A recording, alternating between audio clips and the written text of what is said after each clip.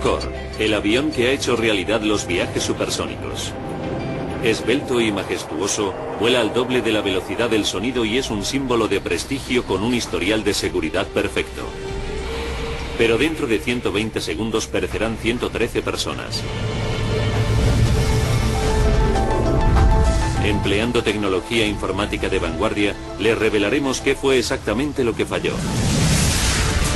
Los desastres no ocurren sin más, son una cadena de acontecimientos críticos. Conozcan las nefastas decisiones que se tomaron en segundos catastróficos. El accidente del Concorde.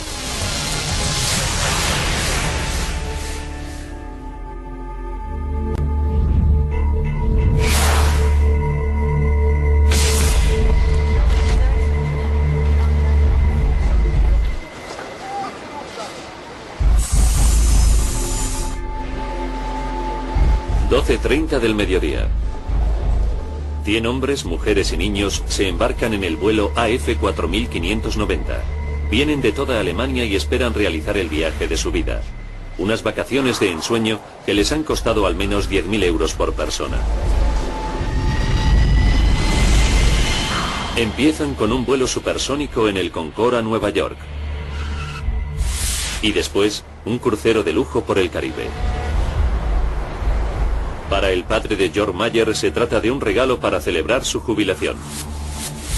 Cumplió 65 años en el 2000 y quería que esto fuera un regalo para su pareja y para él. A los dos les gustaba viajar y siempre lo hacían de modo especial. El Concorde es un avión único, elegante, lujoso y sobre todo súper rápido. Volando a más de 2.200 km por hora enlaza Norteamérica con París o Londres en 3 horas y 45 minutos.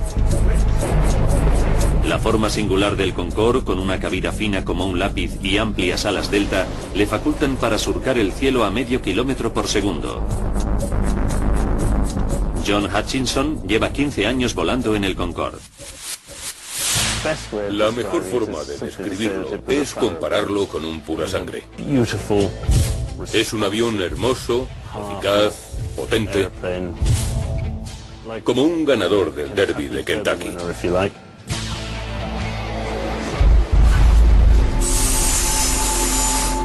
A las 13:30 todos los pasajeros han terminado de facturar en su viaje supersónico.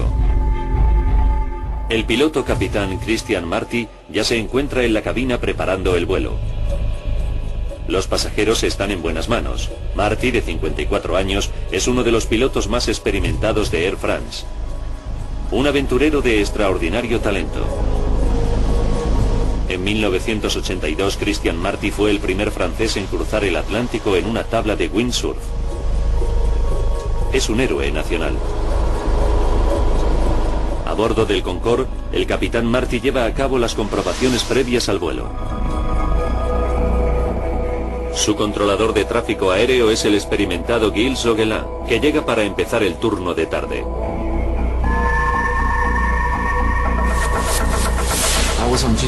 Me encontraba en mi puesto en la torre de control sur del aeropuerto Charles de Gaulle de París.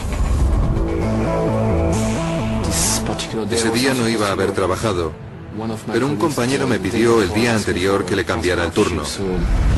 Así que él hizo mi turno de mañana y yo el suyo por la tarde. El cambio de turno lleva aparejada una sorpresa inesperada. Gilles Zoguelin se convierte en el controlador responsable del despegue del Concorde. El Concorde es uno de los aviones más bellos que he visto. Tiene una línea muy pura. Me encantaba verlo aterrizar y despegar. Durante la comprobación previa al vuelo, el capitán Marty descubre que el motor número 2 tiene un fallo técnico. Hay que cambiar una pequeña pieza. No es nada serio, pero en el Concorde la seguridad ha sido siempre un paradigma. Tras 40.000 vuelos y 900.000 horas de vuelo nunca se ha producido una fatalidad. La reparación retrasa 1 hora la salida del Concorde. 15:54. Los pasajeros empiezan a embarcar. Entre ellos se encuentra la familia H. Christian, Andrea y sus dos niños, Maximilian y Katharina. Klaus y Margaret Fredchen son profesores escolares que han estado 20 años ahorrando para el viaje. Familias corrientes que empiezan una aventura fuera de lo corriente.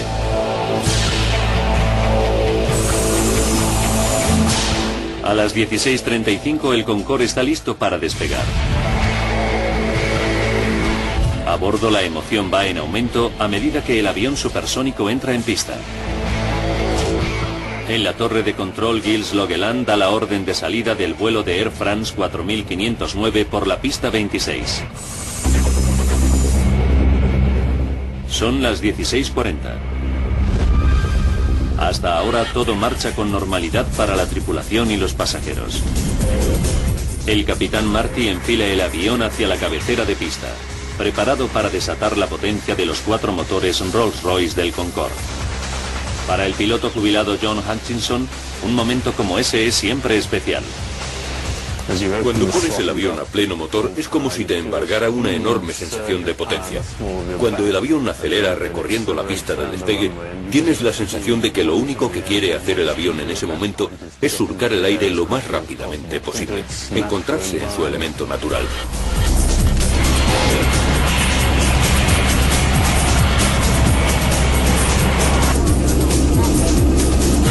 Desde la torre de control, Gilles Logeland supervisa el despegue. Me quedé contemplando el Concorde mientras adquiría potencia sobre la pista, porque era algo digno de ver. Es un avión muy pesado, así que se pone en marcha poco a poco, luego va ganando velocidad. El Concorde acelera por la pista de 4 kilómetros. Sobrepasa los 320 kilómetros por hora. Hemos empleado gráficos digitales para recrear lo que ocurre a continuación. Para Gilles es un momento de puro horror. De repente vi llamas justo detrás del cuerpo de la aeronave.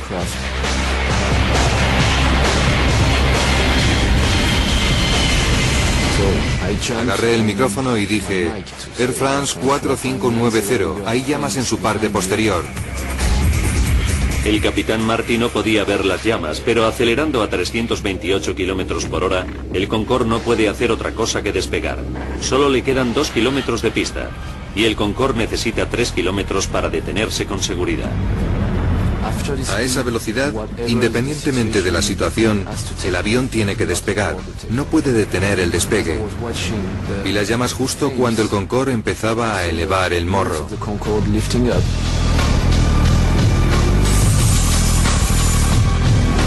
A las 16 horas 43 minutos y 15 segundos, el capitán Marty tira de la palanca de control y el Concorde se eleva en el aire. Así es como vieron el Concorde los testigos. Martín Bornet trabaja en una oficina en el extremo occidental del aeropuerto. A las 16:44 contempló una visión aterradora. Estaba mirando por la ventana y vi al Concorde despegar muy despacio, con la parte posterior en llamas. Tuve mucho miedo porque pensé que a causa del fuego el avión explotaría justo encima de mi oficina.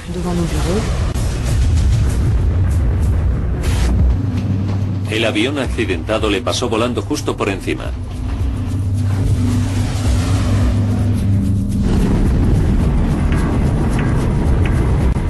Cerca de donde trabaja Martín, el mensajero Emmanuel Bermiñón iba conduciendo su furgoneta cerca del final de la pista.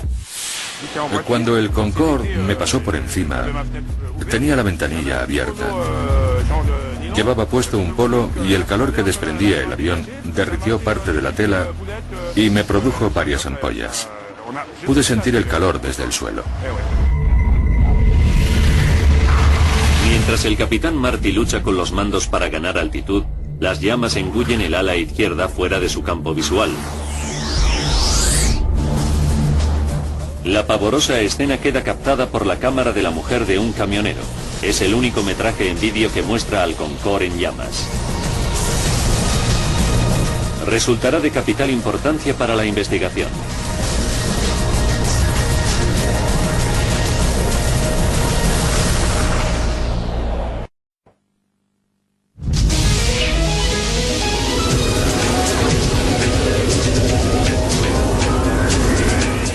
aeropuerto de París acaba de despegar un Concorde, pero el avión está ardiendo y las 109 personas a bordo corren un grave peligro.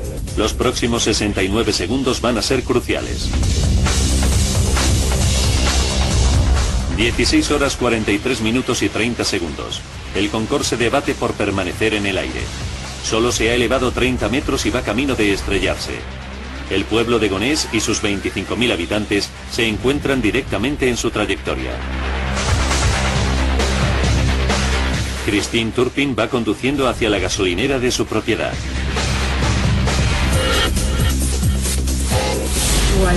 Volvía a casa cuando vi el avión. Era un Concorde ardiendo por la parte de atrás. Frené y detuve el coche. Y miré el avión en llamas. Al capitán Marty se le acaban las posibilidades. El ala izquierda del Concorde se está desintegrando. El ejecutivo Patrick T. se encuentra situado bajo la trayectoria del avión. Estaba en mi oficina, hablando con una agencia. La ventana da a la pista de aterrizaje. De repente me interrumpió un estruendo. Era el Concorde. Estaba ardiendo y temblaba violentamente.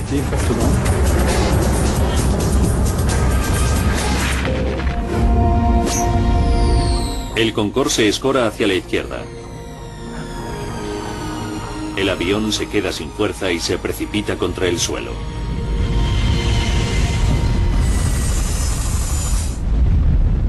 Son las 16:45 horas. Es el momento que todo controlador aéreo abomina. Gilles Loguelan coge el micrófono.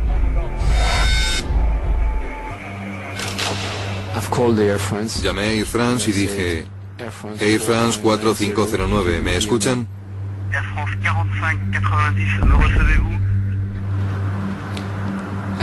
Lo dije 2 veces. Air France 4590, ¿me recevez-vous?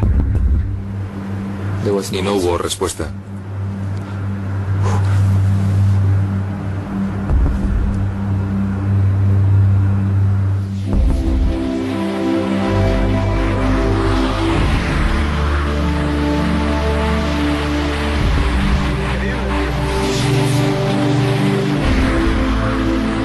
El avión supersónico cargado de combustible y con 109 personas a bordo se estrella sobre un hotel en las afueras de Gonesse.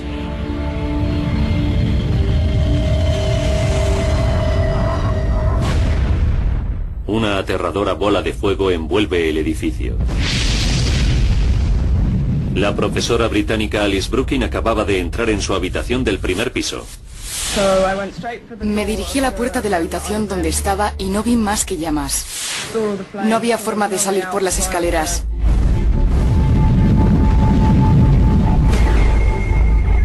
Salté cruzando la habitación por encima de la cama hasta la ventana. Tuve la suerte de ver al recepcionista en el aparcamiento de debajo y me dijo: tiene que saltar. Al mismo tiempo, Christine Turpin presencia la explosión y se teme lo peor. Se estrelló. Y desde donde yo estaba, parecía que había caído encima de la gasolinera. Mi hija y la chica que trabaja conmigo estaban allí. Pensé que habían muerto. Mientras Christine se dirige a la gasolinera, el reposabrazos de un sillón de pasajero cae sobre la gasolinera.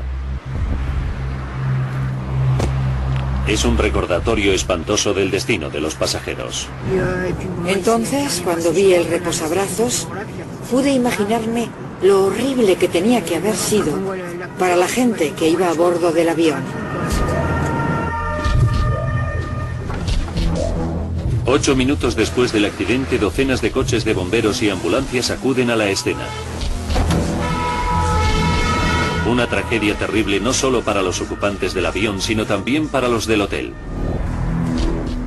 El jefe de bomberos regional, el coronel Fabrice Chauvin, dirigió el rescate. Mientras iba conduciendo me pasaban muchas cosas por la mente. Para mí lo importante era dividir la operación en 2 partes separadas. Una, el accidente de avión, la extinción del fuego y el rescate de los posibles supervivientes. y otra la organización de la asistencia a los heridos antes de ser evacuados al hospital. La intensidad del fuego es tan grande que se tardan 3 horas en sofocarlo. Como muestran estas imágenes de televisión, los restos calcinados del avión y del hotel son irreconocibles. Los intentos de rescate son infructuosos. Mueren 113 personas, 4 del hotel y 109 entre los pasajeros del Concorde y su tripulación.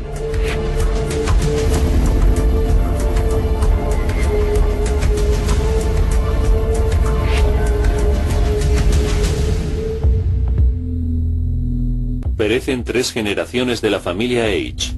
Los abuelos de los niños habían invitado a toda la familia a unas vacaciones soñadas y habían reservado pasajes en el Concorde.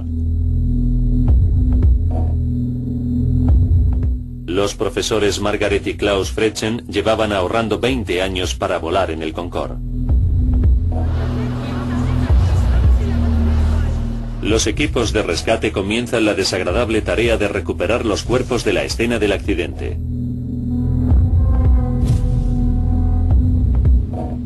Uno de los trabajadores del hotel fallecidos es la estudiante de 19 años Kenza Rashid, que se había incorporado al personal del hotel el día anterior al accidente para ganar algo de dinero para sus vacaciones. Otra víctima es la doncella Debrani Chandan Singh, que fallece dejando huérfanos a sus 2 hijos. La mayoría de los cuerpos están calcinados, lo que imposibilita su identificación. Los patólogos forenses solo pueden identificar a las víctimas por sus expedientes dentales. Es un momento tristísimo para los familiares de las víctimas, como Jörg Mayer. Una de las cosas más difíciles fue tener que identificar a mi padre y a su pareja. Después de un accidente aéreo no queda mucho de los pasajeros. Fue muy difícil. Jörg tendrá que esperar 2 semanas hasta que los patólogos identifiquen los restos de su padre. Tuvimos que esperar todo ese tiempo. Pueden imaginarse que no resultó nada fácil, un día tras otro.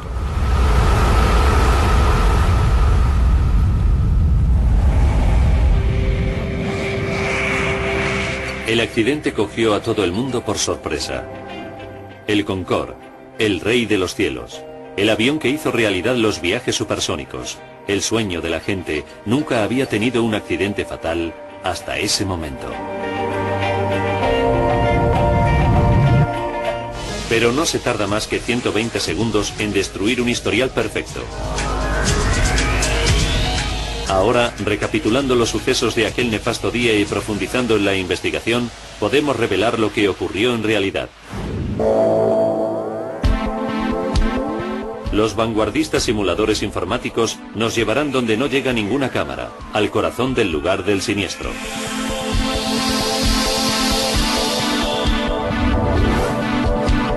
La Oficina Francesa de Accidentes Aéreos envió a sus mejores investigadores. A través de sus datos podemos ahora reconstruir la mortal cadena de sucesos para averiguar lo que causó en realidad la horrible tragedia. No hay nada que escape al alcance de la investigación. ¿Cometió el piloto capitán Marty un error fatal? ¿O el avión perfecto tenía un defecto escondido?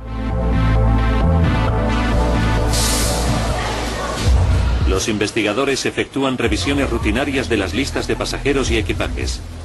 Inmediatamente encuentran algo sospechoso. 19 bultos de equipaje que según la lista de embarque no deberían haber estado a bordo. No pertenecen a los pasajeros del vuelo AF 4590. ¿Podría un terrorista haber metido una bomba en el avión? No sería la primera vez. En 1988 murieron 270 personas cuando los terroristas pusieron una bomba en el equipaje que destruyó un 747 de la Pan Am en el famoso atentado de Lockerbie. En Gonés, los investigadores dividen el lugar del siniestro en una rejilla para llevar a cabo una búsqueda meticulosa. Fotografían y etiquetan lo que encuentran en cada sección.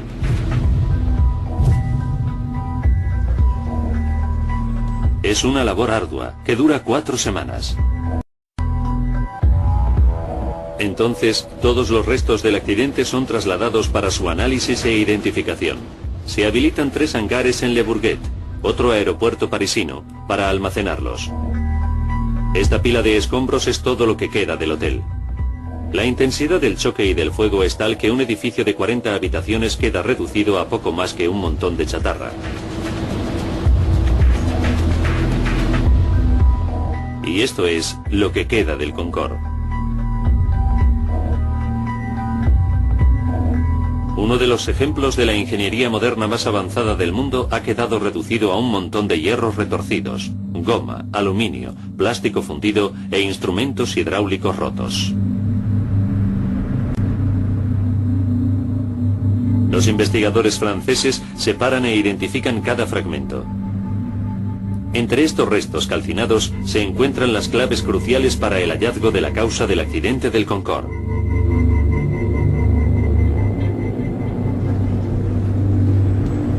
En unas horas, el equipo de la Oficina Francesa de Accidentes Aéreos recuperan las cajas negras. Se trata de unos aparatos que llevan todos los aviones y que registran todos los datos técnicos importantes, así como las conversaciones en la cabina del piloto.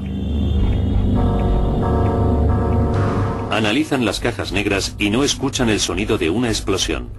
Está claro que no se puede culpar a los terroristas. Los investigadores se ven obligados a buscar otras pistas. Se concentran en la reparación de motor de última hora que ordenó el capitán Marty justo antes de despegar. Saben que el Concorde había regresado a Nueva York el día anterior con un defecto de frenado en el motor número 2. Los revertidores de impulso que ayudan a frenar a los aviones una vez que han aterrizado no funcionaban. Los investigadores analizan cuidadosamente los datos del registro de vuelo, pero no encuentran pruebas de que un fallo en el sistema de frenado pudiera causar el accidente. Se incrementa la presión para encontrar una respuesta. Las autoridades francesas interrumpen todos los vuelos del Concorde Air France hasta que se encuentre. El foco se sitúa ahora en los 120 segundos transcurridos desde el despegue final del Concorde. El capitán John Hutchinson ha pilotado el Concorde durante cientos de despegues. Una vez que se enfila la pista, el capitán pone en marcha el cronómetro e impulsa los motores a todo gas. El papel del copiloto es el de supervisar la velocidad y el del ingeniero de vuelo, observar que todos los instrumentos, especialmente los relativos al motor, funcionan bien.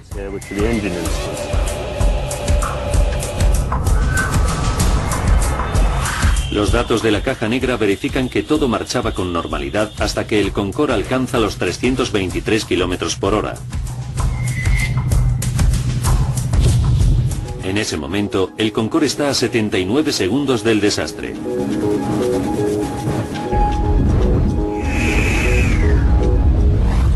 Los registros de datos indican una repentina pérdida de fuerza en los dos motores bajo el ala izquierda.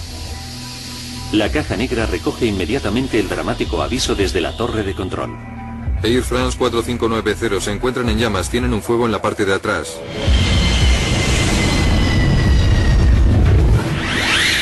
A pesar del aviso, el capitán Christian Marty ha sobrepasado ya el punto sin retorno. No hay suficiente pista para frenar con seguridad. Tiene que despegar. Tiró de la palanca del cuadro de mandos para rotar el morro del avión hasta un ángulo de 12,9 grados y tuvo problemas con los motores del ala izquierda, que no produjeron la energía que debían. Le costaría muchísimo mantener el control de la aeronave e intentar coger velocidad. Y se vio superado por los problemas de los dos motores izquierdos. Los motores se han convertido en el nuevo núcleo de la investigación. ¿Por qué perdieron fuerza en un momento tan crítico?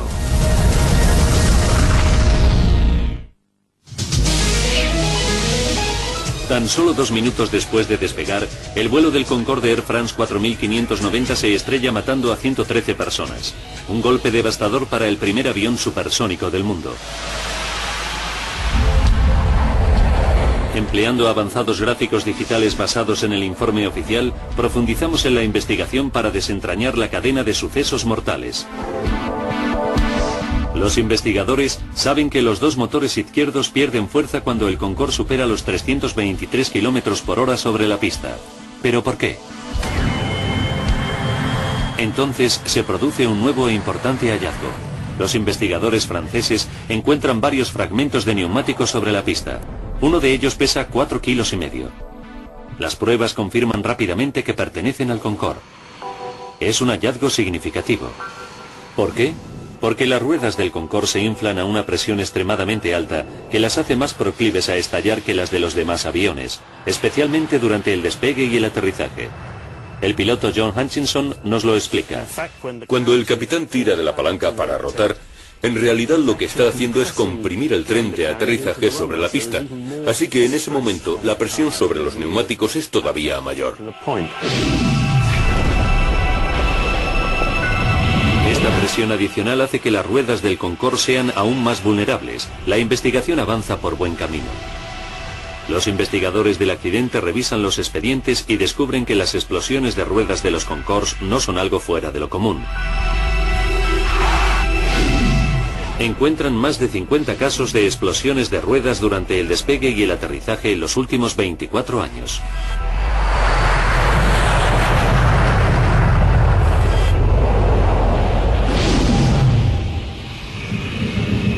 Otro de los peores incidentes producidos con un Concorde de Air France tuvo lugar en el aeropuerto Dulles de Washington en 1979. Bill Lightfoot era uno de los pasajeros de ese Concorde. Pude ver un gran agujero en el ala, con trozos de aluminio o algún otro metal. Por el agujero que se había abierto en el ala, salió un montón de líquido. El informe oficial de ese accidente explicaba que el neumático explotó durante las maniobras de despegue. Después, la parte de metal expuesta se recalentó mucho y estalló justo antes de despegar.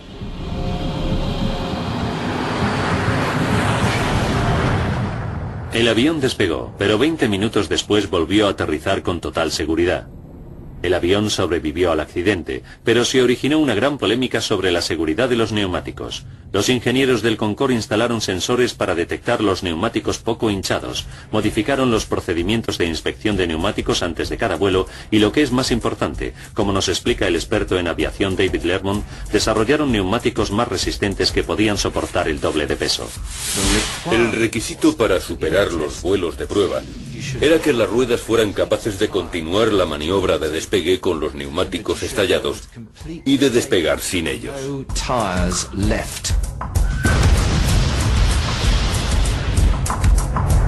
Como consecuencia, desde entonces, todas las ruedas podían despegar sin neumáticos y nunca volvieron a fallar. Nunca hasta 18 años después, en París, cuando se produjo un fallo muy grave. A pesar de todas las medidas de seguridad, una de las ruedas del Concorde estalla en pedazos. Los investigadores profundizan en el asunto. Vuelven a examinar los restos hallados sobre la pista y realizan el descubrimiento más importante de la investigación. Esta misteriosa tira de metal de 43 centímetros. Si se compara la tira de metal de 43 centímetros con el daño en la rueda del Concorde, ambas partes encajan a la perfección. De repente, toda la investigación depende del origen de esta tira de metal. ¿De dónde proviene? Tras 5 semanas de laborioso trabajo, comparándola con las miles de piezas que componen el avión, se produce un avance. Entonces, descubren que la tira de metal proviene del motor de un DC-10.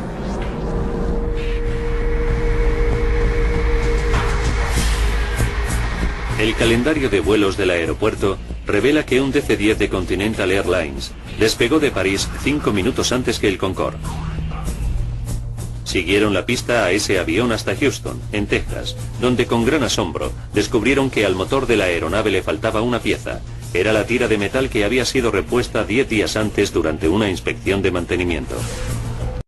Cuando David Lermont vio las fotografías de la tira de metal por primera vez, se sorprendió muchísimo. Tenía los bordes muy irregulares, y no porque el Concorde le hubiera pasado por encima, sino porque había sido cortada de modo irregular cuando se fabricó. Además, tenía por todas partes unos agujeros como para poner tornillos. Ahora los investigadores tienen una teoría muy bien fundamentada sobre cómo contribuyó al accidente esa tira de metal. 81 segundos antes del choque, el Concorde AF4590 viajaba a 323 km por hora por la pista. Un neumático se golpeó con la tira de metal. El neumático explotó y un gran pedazo de 4,5 kilos de goma salió volando a gran velocidad contra el ala. Los depósitos de combustible del Concorde están en las alas y el ala en forma de delta no está diseñada para resistir semejantes impactos. Este tipo de eventualidad no se había previsto nunca en las pruebas. Se había certificado que si uno de los neumáticos de la aeronave explotaba, los pedazos de goma resultantes que se desprenderían de la rueda no superarían 1 kilo de peso. El pedazo de goma que golpeó el ala del Concorde ese día pesaba casi 5 veces más, 4,5 kilos. Nadie había previsto semejante impacto.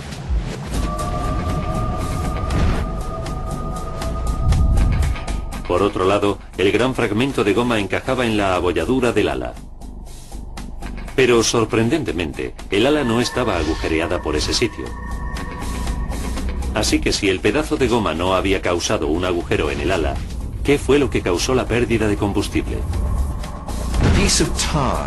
El fragmento de neumático que golpeó el ala y causó la abolladura era tan grande y tan plano que, a pesar de su peso, no taladró el ala. Pero sí que produjo una onda expansiva que hizo saltar el tapón del depósito de combustible. Se trató de un impacto muy fuerte.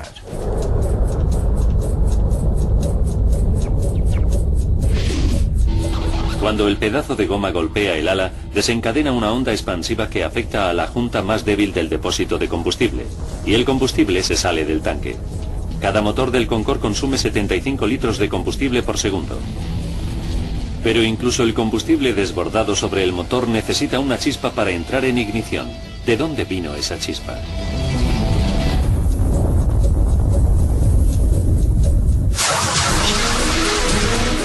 El vuelo del Concorde Air France 4590 se estrella nada más despegar del aeropuerto Charles de Gaulle de París.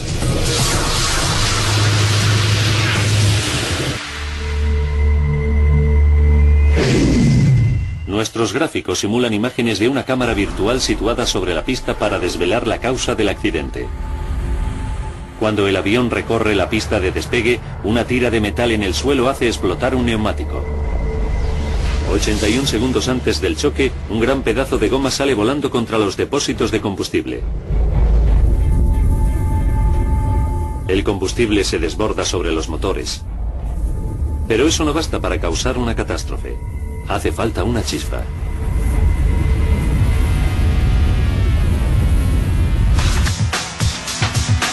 Gracias a las grabaciones de las conversaciones de la cabina, sabemos que los pilotos tuvieron problemas con el tren de aterrizaje al despegar. Cuando el Concorde se debate en el aire, el piloto Christian Marty intenta recoger el tren de aterrizaje, pero se bloquea y se queda fuera.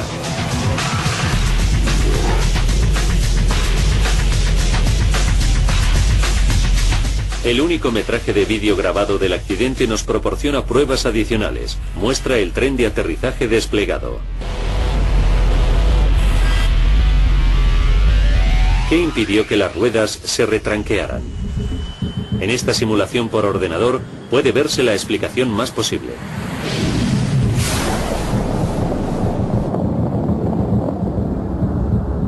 Unos jirones del neumático estallado se estrellan contra el tren de aterrizaje y seccionan varios cables eléctricos. El tren de aterrizaje se queda atascado fuera. Y lo que es aún peor, Los cables que han quedado expuestos van dando latigazos a merced de la corriente de viento que levanta el avión. Si los cables expuestos hacen contacto, harán saltar chispas. El destino decide que así ocurra. La chispa hace entrar en ignición el combustible derramado y en ese momento el Concorde se convierte en una bomba volante.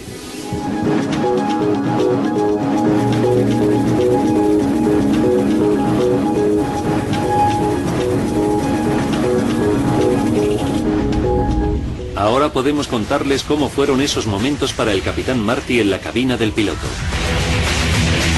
Desde el asiento del piloto no puede ver las llamas.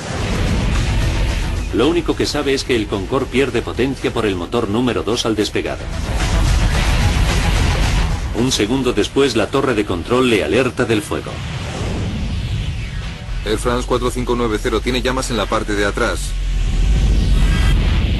Los gráficos creados por el ordenador nos muestran el aspecto que debía tener el Concorde. Para empeorar las cosas, el motor número 1 también está perdiendo potencia. Los acontecimientos conspiran contra el capitán Marty. El experto en aviación David Lermont nos explica por qué. Había un enorme flujo de combustible saliendo por el agujero y ahogando el motor, que gradualmente fue perdiendo potencia y al final se apagó. Los pilotos se quedaron con solo 2 motores del ala derecha cuando están acostumbrados a tener 4. No podía haber sucedido en peor momento. El capitán Marty necesita la máxima potencia y no queda suficiente pista para parar. Se las arregla para hacer despegar al Concorde. Las grabaciones de voz de la cabina revelan que a las 16 horas, 43 minutos y 22 segundos suena la alarma de fuego, y 3 segundos después el capitán apaga el motor número 2.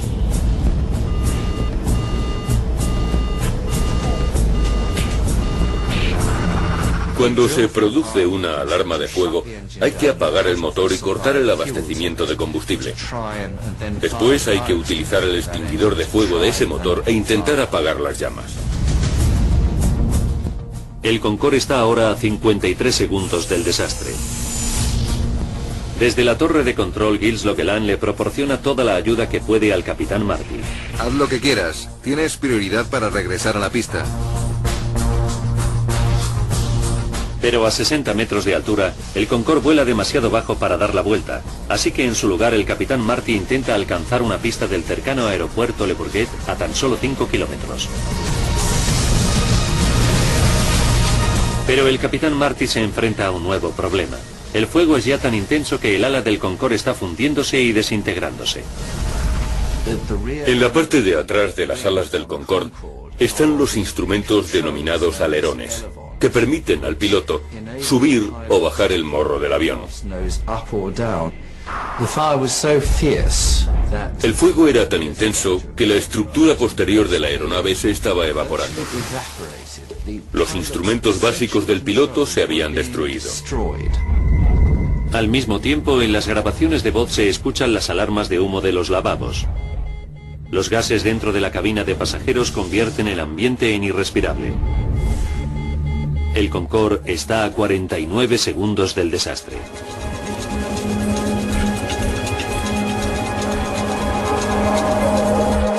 En la cabina, el piloto Christian Marty lucha con los mandos tratando de ganar altura y velocidad, pero se ve superado por la desintegración del ala y sus instrumentos.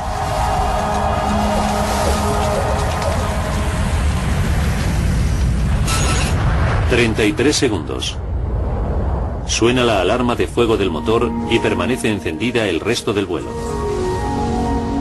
En la cabina, el capitán Marty se queda sin opciones. Incluso el aeropuerto de Le Bourget, a tan solo 3 kilómetros, está ahora fuera de su alcance. 11 segundos antes del impacto, en la torre de control, se escuchan las palabras finales de Christian Marty. Demasiado tarde. No queda tiempo.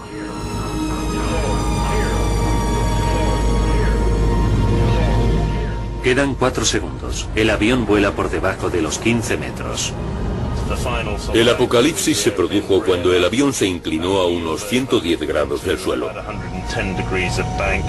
A partir de ese momento, la aeronave es totalmente incontrolable. 3 segundos. El Concorde ya no aguanta en el aire. El motor se para y el avión corre hacia la izquierda. Justo debajo hay un hotel. El avión está a punto de caerle encima.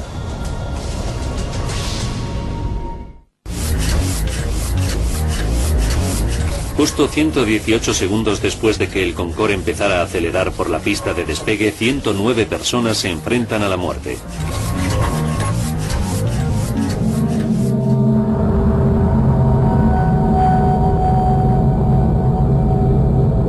Dos segundos después, el Concorde se estrella contra un hotel del aeropuerto.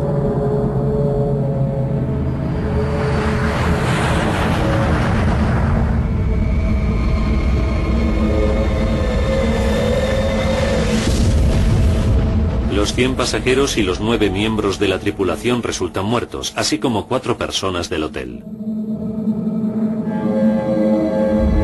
El controlador aéreo Gilles Leguelin guió al Concorde en su despegue final y es testigo directo de esos espeluznantes últimos segundos. Sabía que todo había terminado. Aunque sabía que se trataba de una realidad confirmada, me resistía a aceptar los hechos. Todavía sigo teniendo la sensación de que no ha ocurrido de verdad, de que no fue algo real. Me negaba a aceptar que había ocurrido.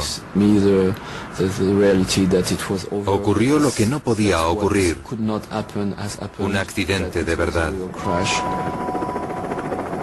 El Concorde, el único avión supersónico del mundo, vio cómo se destruía en 120 segundos su perfecto historial de seguridad de 25 años.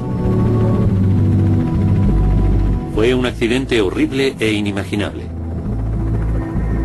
Los pasajeros solo tuvieron unos segundos para prepararse a morir. El abogado Christopher Ballins nos habla de las víctimas. Creo que los pasajeros se dieron cuenta enseguida de que algo no marchaba bien en el avión.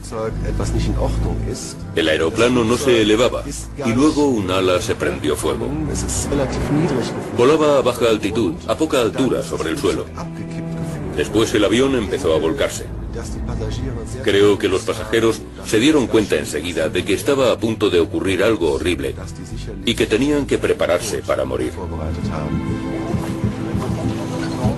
2 días después, se permitió a los familiares depositar flores en el lugar del siniestro.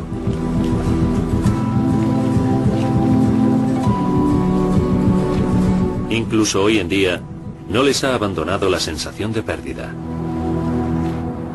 El padre de Jock Mayer murió en el accidente. Le echo mucho de menos. Ha dejado un vacío muy grande que no se puede compensar. Lo que resulta más difícil es que no muriera de muerte natural, sino por culpa de un accidente horrible. Le arrebataron la vida en sus mejores años. El desastre también fue traumático para los habitantes que sobrevivieron del pueblo de Gonesse. El ejecutivo Patrick Tess escapó de milagro. Trabaja en el edificio de al lado del hotel destruido por el Concorde. Todavía sigue impresionado por el accidente.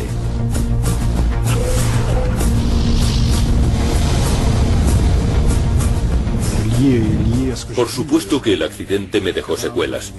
No puedo decir que no me afectara.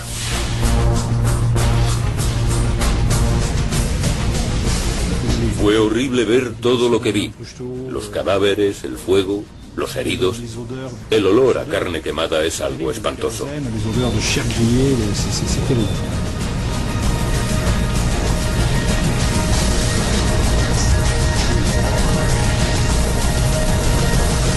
Para el Concorde, el desastre de París fue el principio del fin. 3 semanas después del siniestro se suspenden todos los vuelos del Concorde. Air France y British Airways, las 2 líneas aéreas que operan los vuelos del Concorde, tienen que introducir importantes modificaciones en la seguridad. Se refuerzan los neumáticos para que permanezcan operativos incluso si se pinchan con una cuchilla de 30 centímetros. Los ingenieros recubren los tanques de combustible con un revestimiento de Kevlar a prueba de balas para que resistan los impactos. Además, se refuerzan las conexiones eléctricas del tren de aterrizaje.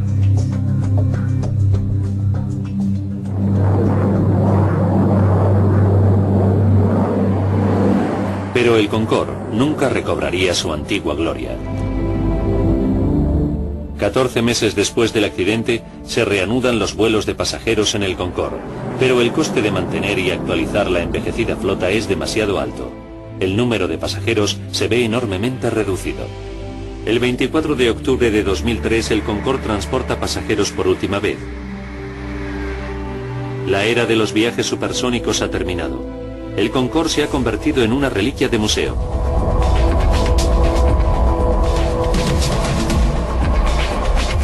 Aquella desventurada tarde de julio en París se produjo por una desdichada sucesión de acontecimientos.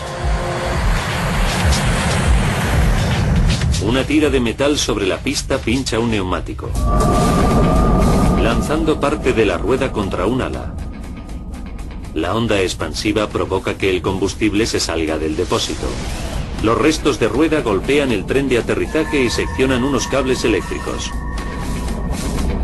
Salta una chispa que desencadena un infierno durante el despegue, la fase más delicada.